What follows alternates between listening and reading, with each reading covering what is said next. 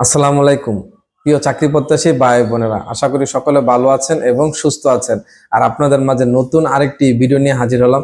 আর আজকে আমি আলোচনা করব বাংলাদেশ রেলওয়ে গার্ড গ্রেড 2 পদের কাজ কি, বেতন, পদোন্নতি এবং বিভিন্ন সুযোগ সুবিধা নিয়ে। আর সেই লক্ষ্যে প্রথম বলবো এর কাজ কি।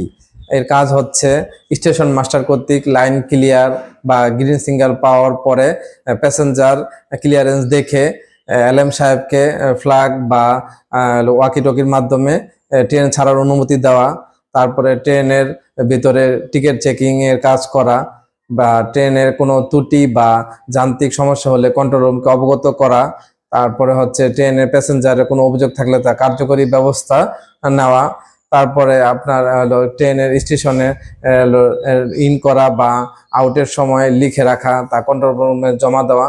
এ হচ্ছে গার্ড গ্রেড 2 এর কাজ। আর এর বেতন বেতন এটি একটি 14তম গ্রেডের। এখানে 10,200 থেকে 24,680 টাকা বেতন স্কেল।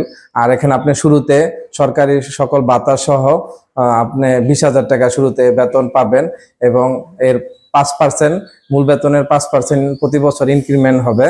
আর অন্যান্য রয়েছে বোনাস, দুটি উৎসব বোনাস রয়েছে। তারপরে এটার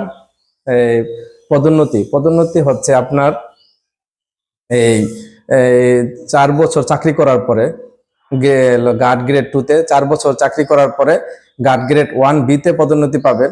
এর 4 বছর পরে আপনি গার্ড গ্রেড 1 এ তে পদোন্নতি পেয়ে থাকবেন। আর এখানে হচ্ছে পরীক্ষার পদ্ধতি। এখানে পরীক্ষার পদ্ধতি হচ্ছে এমসিকিউ টাইপের পরীক্ষার পদ্ধতি হয়ে থাকে গার্ড গ্রেড 2 তে। আর এখানে হলো 90 মিনিটের 4টি বিষয়ের উপরে বাংলা, গণিত, ইংরেজি ও সাধারণ জ্ঞানের এই 4টি বিষয়ের উপরে এমসিকিউ টাইপের 90 মিনিটের পরীক্ষা হবে। আর একটি নিয়োগ চলমান রয়েছে 18 মার্চ থেকে। এখানে আবেদন করা যাচ্ছে আর কি 18 মার্চ থেকে। এখানে পদ সংখ্যা রয়েছে 114টি। আপনারা চাইলে এখন আবেদন করতে পারবেন। আর সেই আশা ব্যক্ত রেখে আপনাদের কাছ থেকে বিদায় নিচ্ছি। আর যাবার আগে অবশ্যই বলবো আমার এই চ্যানেলটি সাবস্ক্রাইব করে পাশের বেল আইকনটি বাজিয়ে সাথে থাকবেন। আর যারা ফেসবুক পেজ থেকে দেখছেন অবশ্যই পেজটি ফলো দিয়ে রাখবেন। ধন্যবাদ।